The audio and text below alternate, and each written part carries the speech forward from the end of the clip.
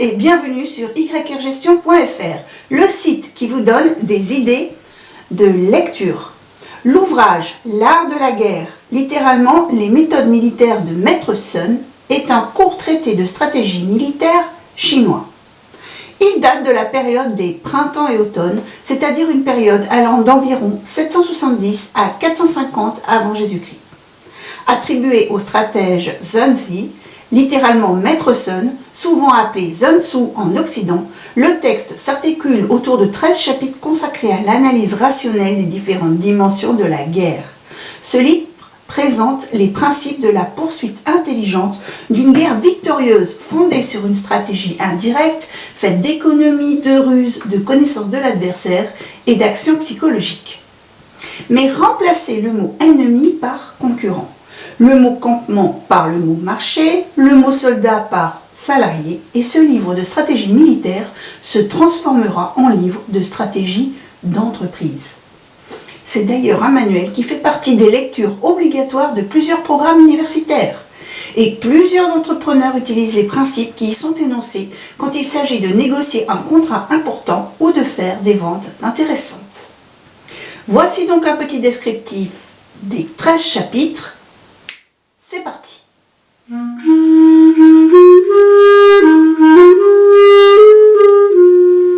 La guerre est subordonnée à 5 facteurs qui doivent être pris en compte dans les calculs afin de déterminer avec exactitude la balance des forces en présence. Tout d'abord, la vertu qui assure la cohésion entre supérieurs et inférieurs.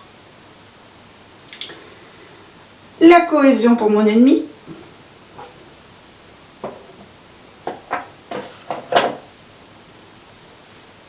La cohésion pour moi.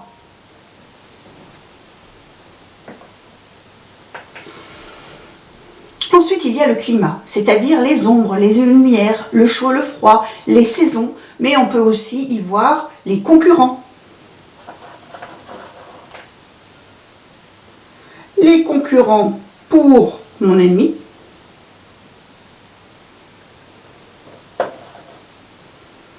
Les concurrents pour moi.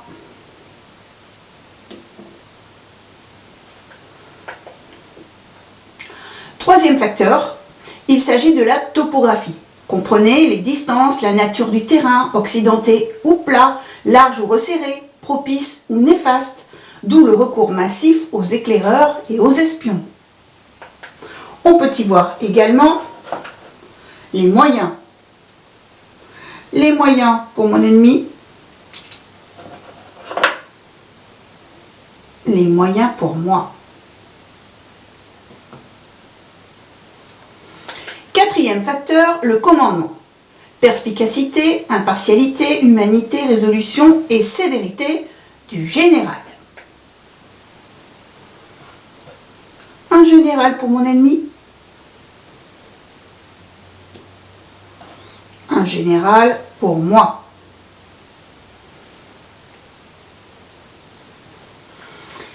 Et enfin, dernier facteur, l'organisation, la discipline, la hiérarchie et la logistique. La logistique pour mon ennemi. La logistique pour moi.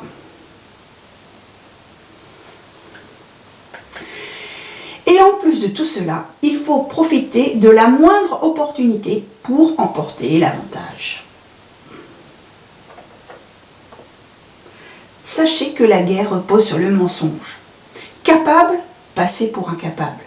Prêt au combat, ne le laissez pas voir. Proche, semblez donc loin. Prenez l'adversaire dans un piège en simulant le désordre. S'il se concentre, défendez-vous. S'il est fort, évitez-le. Coléreux, provoquez-le. Méprisant, excitez sa morgue. Disponible, fatiguez-le. Uni, semez la discorde. Attaquez là où l'on ne vous attend pas. Surgissez toujours à l'improviste. Concernant les opérations, une armée doit viser la victoire immédiate et non une guerre d'usure. Les campagnes militaires victorieuses exigent de limiter les coûts matériels et humains. Un peuple qui doit supporter des transports sur de longues distances est saigné à blanc. De plus, on traitera humainement les prisonniers. C'est de cette façon que l'on remportera la victoire tout en se renforçant. Entendez bien qu'il faut combattre l'ennemi dans ses plans. En règle générale, il est préférable de préserver un pays plutôt que de le détruire. Être victorieux dans tous les combats n'est pas la fin du fin. Soumettre l'ennemi sans croiser le fer, voilà l'objectif. Les formations militaires sont un préalable indispensable. Il faut reconnaître les opportunités stratégiques quand elles se présentent pour savoir quand avancer, quand reculer, sans jamais créer aucune opportunité pour l'ennemi en retour. Qui excelle à la défensive se cache au plus profond des 9 replis de la terre. Qui excelle à l'offensive se meut au-dessus des 9 étages du ciel. Pensez à déployer une puissance stratégique, comme une armée de pierres rondes qui dévale une pente abrupte. On manœuvre une multitude comme on le ferait d'une poignée d'hommes grâce à la division en corps et à la répartition en unités. On fait évoluer les foules immenses aussi aisément qu'une petite troupe grâce aux dispositions et aux signaux. La forme d'une armée est identique à l'eau, du vide et du plein. Le parfait chef s'avance sans que l'autre puisse le contrer car il s'insinue dans ses vides. Une formation militaire atteint au fait ultime quand elle cesse d'avoir une forme. Sitôt qu'une armée ne présente pas de forme visible, elle s'échappe à la surveillance des meilleurs espions et déjoue les calculs des généraux les plus sagaces. Car si n'importe qui est à même de connaître la manœuvre gagnante, nul ne peut remonter au processus qui a permis d'édifier la configuration victorieuse.